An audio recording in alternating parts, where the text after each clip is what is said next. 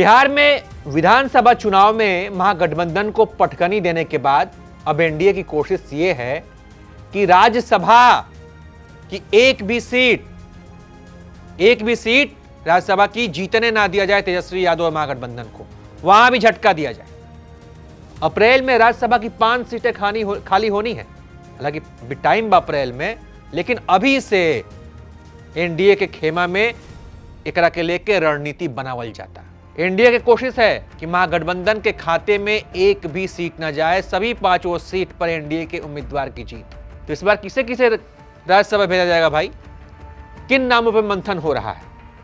उसमें जो सबसे बड़ा नाम इस समय चर्चाओं में वो है भोजपुरी के सुपरस्टार पवन सिंह का। इस पर खूब बात हो रही है कि पवन सिंह को राज्यसभा भेजा जाएगा, इनाम दिया जाएगा, जिस तरीके से उन्होंने भाजपा के लिए प्रचार किया। और दूसरा नाम जो है वो भी आपको चौंका सकता है, वो नाम है रीना पासवान का। रीना पासवान जो कि चिराग पासवान की मां है। तो एनडीए के अंदरूनी सूत्र ये बता रहे हैं कि रीना पासवान को भी राज्यसभा भेजने पर विचार किया जा सकता है, लेकिन इस बार उपेंद्र कुशवाहा को एनडीए बाहर बैठा सकती है, उनके लिए मुश्किलें हो सकती हैं। नितिन नवीन जो कि अभी भाजपा के कार्यकारी राष्ट्रीय अध्यक्ष बनाए गए, उन्हें राज्यसभा भेजा जा सकता है।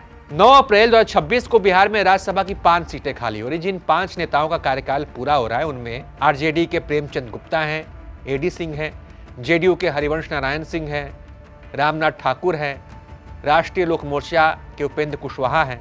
तो राज्यसभा चुनाव में एक सीट के लिए आपको बता दें कि जो गणित है उसके हिसाब से एक सीट के लिए 41 विधायकों की समर्थन की जरूरत होती है।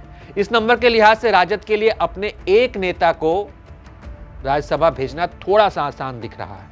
वो भी बहुत आसान नहीं है, वो भी मुश्किल हो सकता है। जेडीयू के पास 85 विधायक हैं, इस हिसाब से 2 सीट तो निकाल ही ले जाएंगे। भाजपा के पास 89 है, ऐसे में 2 वो भी निकल जाएगा। राजद की 2 सीटों पर जो है भाजपा अपना उस पर कब्जा जमा लेगी, यानी 4 सीटों पर एनडीए का जितना लगभग तय। अब जदयू के जिन 2 नेताओं के कार्यकाल पूरा हो रहे हैं उसमें से राज्यसभा के उपसभापति हरिवंश नारायण सिंह हैं और केंद्रीय मंत्री रामनाथ ठाकुर हैं। दोनों पार्टी के सीनियर लीडर हैं, नीतीश कुमार के काफी करीबी हैं। पार्टी की तरफ से दोनों को 2-2 बार राज्यसभा भेजा जा चुका है और इतिहास बताता है कि नीतीश कुमार 2 बार से ज्यादा किसी भी नेता को, बहुत कम ऐसा हुआ कि राज्यसभा भेजे। मैंने 2 बार हो गई तो ठीक हो गई, लेकिन सस्पेंस बरकरार है क्योंकि बड़े पद पर होने और मुख्यमंत्री के करीब होने के कारण चर्चा है कि नीतीश कुमार रामनाथ ठाकुर को और हरिवंश बाबू दोनों को फिर से राज्यसभा भेज दें।